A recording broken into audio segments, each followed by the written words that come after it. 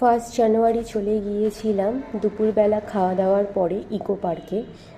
তো ইকো পার্কের ভিডিওটা আমি তোমাদের সাথে শেয়ার করেছিলাম। সেখানে বাচ্চাদের অনেক অ্যাক্টিভিটি ছিল।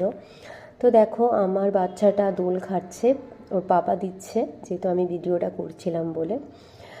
তো বাচ্চা মানেই তো জানো যে ওদেরই মজা, আমাদের আর কি আছে। আমরা তো ওদের জন্যই বলতে গেলে বিভিন্ন জায়গায় ঘুরতে যাই, যাতে ওরা আনন্দ পায়।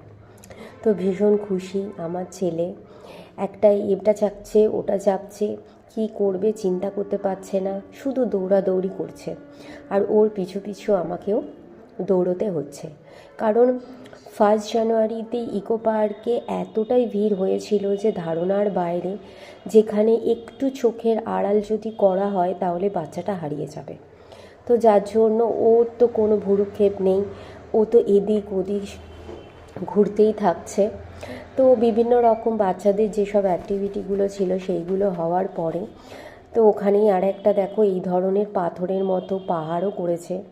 তো সেটাতেই উঠলো, আবার কি করলো সেটা হলো না, আবার এখানে উঠতে লাগলো। তো অনেকটা টাইমে ওখানে আমরা কি করলাম, কাটালাম। খুব ভালো লাগলো, আমার ছেলেটারও ভীষণ ভালো লাগলো, মানে খুব মজা করেছে। এবারে সন্ধে হয়ে গেছে, ঠান্ডা তো প্রচুর পড়েছিল। তো ওই জন্য সন্ধে সন্ধে কী করলাম, বেরিয়ে পড়লাম। সন্ধেবেলা কলকাতার রাস্তাটা এত লাইট দিয়ে সুন্দর করে সাজিয়েছে যে তোমাদের বলার কথা না। আমার ভীষণ ভীষণ ভালো লাগে, বিশেষ করে নিউ টাউন রাজারহাটের ওই দিকটা করে। তোমরা যদি কখনো যাও তাহলে দেখবে যে এত সুন্দরভাবে লাইটিংয়ের কাজে তোমার আসতে ইচ্ছা করবে না। তো এই ছিল আজকের ভিডিওটা, কেমন লাগলো জানাবে। টাটা।